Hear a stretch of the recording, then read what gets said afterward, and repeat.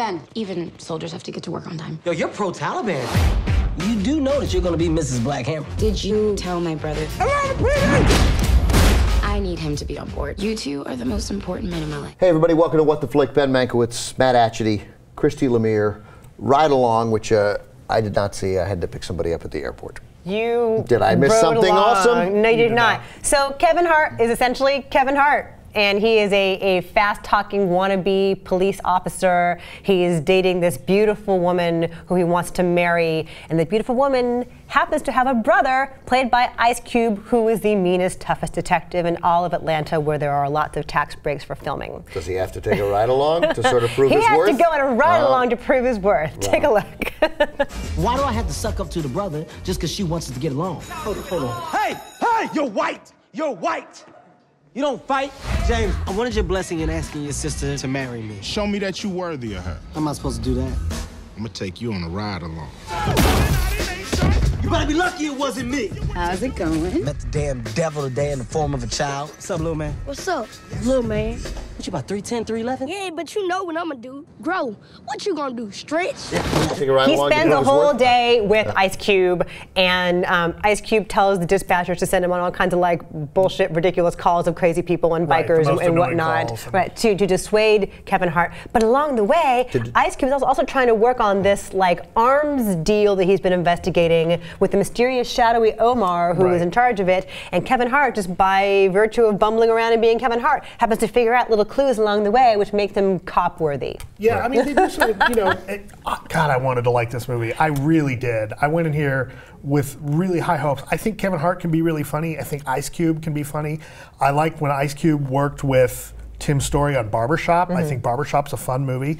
The biggest problem with this movie is the laughs aren't there. And you've got a strong supporting cast. John Leguizamo can be very funny. Bruce McGill is their Bruce lieutenant. McGill. I don't want to ruin who comes in later in the movie, but somebody who is clearly up for having a good time, which is kind of nice to see a lighter side of this actor that we don't get to see very much. But the jokes aren't there. And it's so, if the jokes had been funnier, then this movie would be great. But there's no laughs. There's no laughs, and each of them is sort of straining in their one notes, right? I mean, I think a little bit of Kevin Hart goes a long way. And he is in this entire movie. Yeah, but they do a little bit of toning him down. You get moments with Kevin Hart where he's not like we've seen him in other movies where all you do is laugh at him. Like, he's got some real moments where you see that they go to great pains to show that that character actually does have worth and does have value. And I felt like it's setting him up to be more than just the cliche of the short, fast-talking guy. You know, Ice Cube, they just leave as like the strong, tough guy. The straight man. You know, but they never get any, you don't get the laughs, and that's the biggest problem. Did Ice Cube have any facial expressions that he in the movie? Any at all? He does, of course, say it was a good day. Yeah, which is a groan. What is that from? Is that from Trainee? It's a song. It's a song. Oh my God. Oh, man. Fans didn't even have to use they. Look at me. Look at me. Is there a guy dressed who would less Young know that? Republican does not know the song. You know what type of music called? You know about rap music? Oh, I don't care for it. Don't care for it at all. Thing called the hip hop. Also, the one cool idea in this movie is the fact that Kevin Hart plays these like what is it called? First-person shooter fighter games, and his knowledge of them helps him figure out different weaponry out in the real world. And there's a subplot involving the microphone he uses with the other guys he's playing with, which actually comes into play in a kind of clever way.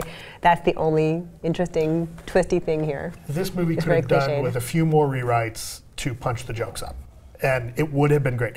Would have been something that I totally recommend, but there's just no laughs here. I think it had a lot of writers too, did it not? Not enough. No. Not enough. So what do you give it?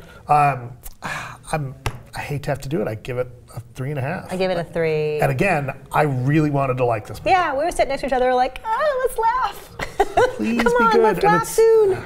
Our average is 3.3. It's at 16% right now on the tomato meter. So nobody else likes it either.